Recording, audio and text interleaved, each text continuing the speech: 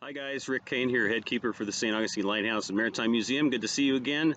I'm here at the station, a beautiful breezy day, and this is Ask an Expert. And we had a question from a gentleman who visited not long ago, and he asked about the natural area around the lighthouse. We have a naturally wooded area that's preserved in its original state. It's one of the few places on the island that has never been touched by a bulldozer, and it's called the Maritime Hammock. Now, a lot of people think there are hammocks back there. It's a lay-in, and that was his question: is why aren't there any hammocks where you said there would be hammocks?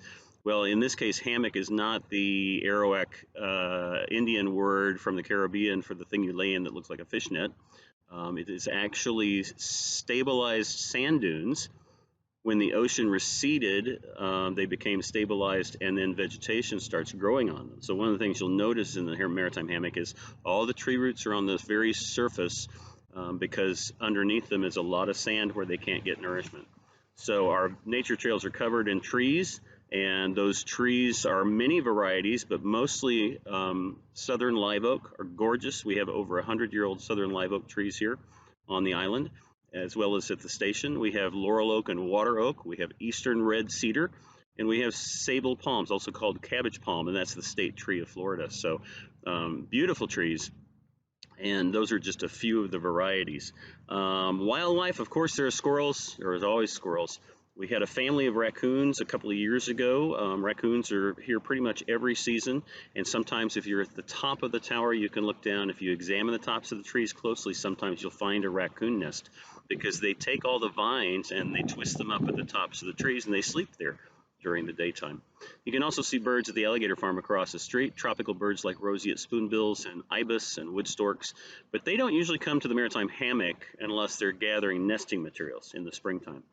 What we have for bird populations are more domestic birds like northern cardinals and blue jays, two of the most, I think, two of the most underrated birds in the forest, because people in the eastern United States are so used to seeing them, they kind of take them for granted, and they're absolutely gorgeous birds, and we're lucky to have them. I once met a gentleman on the back trail in May. Now, May is the great Florida birding trail, and birders come from all over the world because we have one of the greatest varieties of birds in North America that you can see in the springtime during the spring migration and nesting season. But he was looking very frustrated, and I said, "Sir, can I help you?" And he said, "Yeah, I want to find a cardinal." And I said, "Well, their cardinals are all over the place here. I can hear one just right over there to the south." And he says, "Yes, but I haven't seen one. And I live in Alaska, and we don't have cardinals, and I've never seen one my whole life." Now, this gentleman was probably close to 60, and so it was a surprise to me that someone could live in North America and had never seen a cardinal. So anyway, I hope he got his picture. I'd never got to follow up with him and see if he found one, but birders come here all the time. We also have Carolina wrens here, one of my favorite birds, very small. I call it the smallest bird in the forest with the biggest mouth, because they have a very, very loud call. It's very distinctive, and it's distinguished from any other bird call in the forest.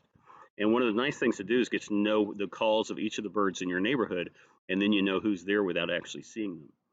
One of the most distinctive calls comes from the great crested flycatchers that come in the springtime from Mexico to have their babies here.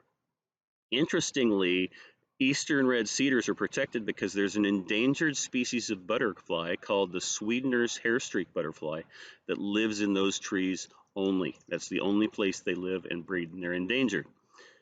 I think they may be endangered, though, because great crested flycatchers come here every spring, and they love to eat bugs. So maybe that's what they're attracted to here, because they have a whistle-like call that's very distinctive. And I always know spring arrives because I hear the great crested flycatchers calling. So it's kind of fun to get to know your birds. One last one I'll mention that comes here also from Mexico and South America, and this is pretty much the northernmost part of their range, is the swallow-tailed kite. It's been called the coolest bird in the world. It is a kite, like K-I-T-E, like you fly a kite. It's a raptor. It's a type of hawk, but it is white and black. It has a split tail like a swallow, and they fly very low at treetop level, hunting for squirrels, and they glide for long periods of time. So you can get a really close look at one of the most beautiful birds in the world if you come up here or down here in the springtime and through the summer, because they breed here and then they go back south. But you got to come to Florida to see them, and one of the best places to see them is right here in St. Augustine. So that's our flora and fauna. That's a maritime hammock. Now you know, and come down for a visit. We'll see you next time.